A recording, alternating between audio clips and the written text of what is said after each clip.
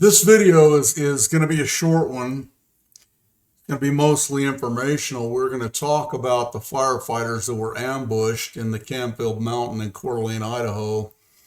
Uh, Kind of give an overview of the incident and some of the history on it.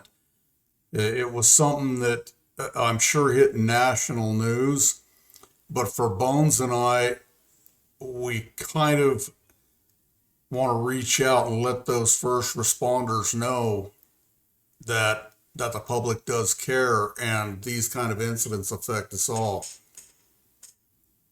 Yeah, it's hard to imagine the way that this happened. A young person, not sure about his desires, but he had expressed a desire to be a fireman, and I don't know what happened, but somewhere along the line, his values changed. He intentionally set a fire to lure the department out to the fire, and then opened up with I believe it was a high-powered rifle. Ended up Right, killing two people. Ended up killing two firemen, Battalion Chief John Morrison and firefighter Frank Howard. Others were injured. I didn't get their names, but right. uh, I don't know where the mindset for this kind of thing comes from. Our first responders are should be placed in a category of support from the people. Um, they get depended on. The public depends on them to do their job when emergencies arise. Right. And, an incident like this, it does create possibly some hesitation when you get a fire called in as to whether they're going to respond as quickly or whether you're going to have law enforcement respond and secure the area first. Um, it's going to affect the way they respond to things, and rightfully so. You mentioned the suspect, 20-year-old West Raleigh, was found dead at the scene with a shotgun nearby him. And it's believed that he shot himself after the ambush, so we may never have the answers as to why this young man did this. Uh, but obviously, he was not in his right mind. He was suffering from some kind of trauma. I don't know why you'd strike out at first responders. Uh, there was no message or point he was trying to get across that we'll ever know. It was just a tragic event that affected many lives. It caused the whole community to shelter in place while over 300 local, state, and federal agencies responded to secure that area and ensure the safety of that community and of those firefighters while they continue to put the fire out. So it has a great impact on the community, um, not only just in the response, sheltering in place, uh, but mourning the loss of community members, people they depended on, people they looked up to, people that were dedicating their lives to protect them were taken out in this senseless tragedy, senseless act of violence. Yeah, and in an instant, they're not going home to their wife and children. Mm-hmm. Their other family members will mourn their loss. The community mourns their loss, and Padre Havoc and Bones mourns their loss. I'm sure it has affected further out than Coeur d'Alene, Idaho, with people that do care. Well, exactly. The respect that this country is got to have for your first responders. They're who we depend on. And again, just a senseless act of violence that uh, is going to have reverberating effects far beyond Coeur d'Alene, Idaho. into the minds of first responders. I mean, every first responder, whether it's law enforcement, firefighters, every day you put on that uniform, you know there's a chance that you may not be returning home. But for a firefighter, this would never be the way you would imagine it. An ambush set up against unarmed, defenseless first responders.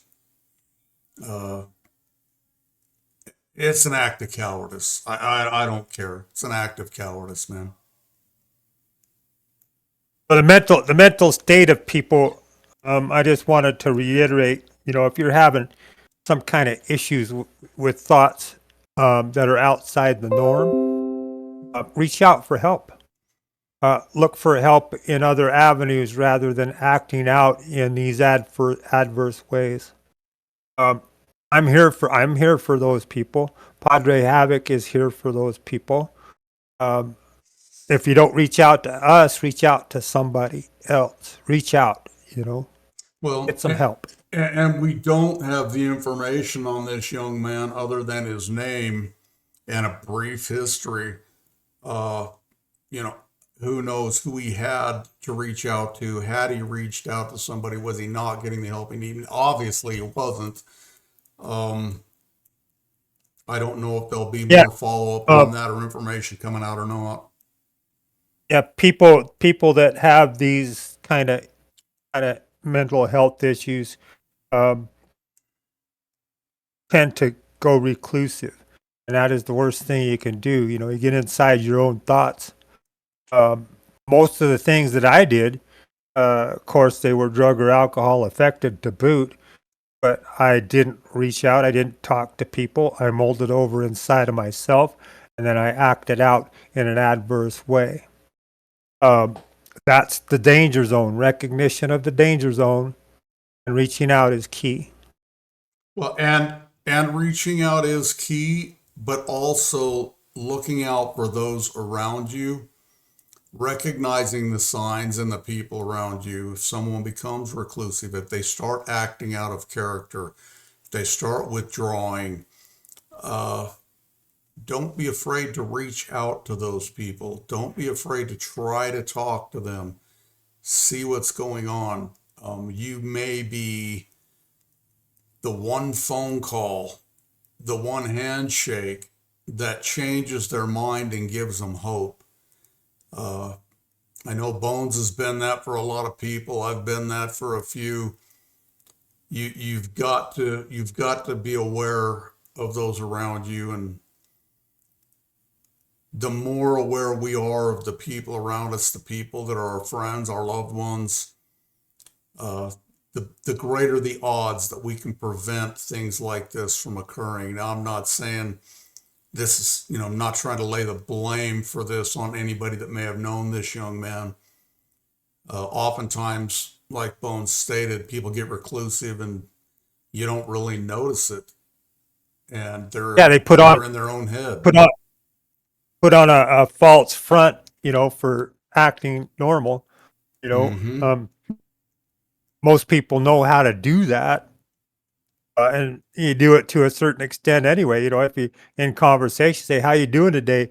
and you got some things going on, but you say, "I'm fine," because you just don't want to talk about it. You know, Exactly. so Exactly.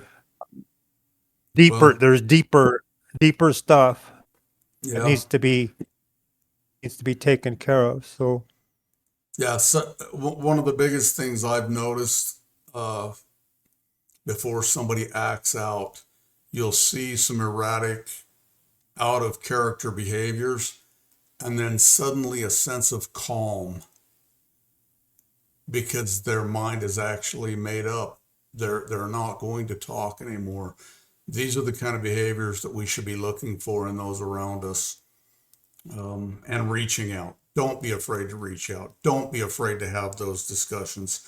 Um, and if yeah, you're feeling that, again, as Bones has reiterated over and over, reach out. We're available. You've got resources available. We can help you find resources that are available. Um, yep.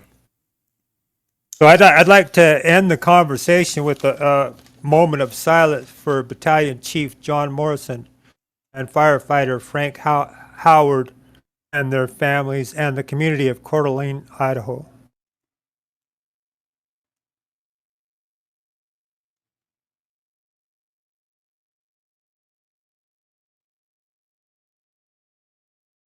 Okay. Stay Okay. positive, everybody. Stay positive.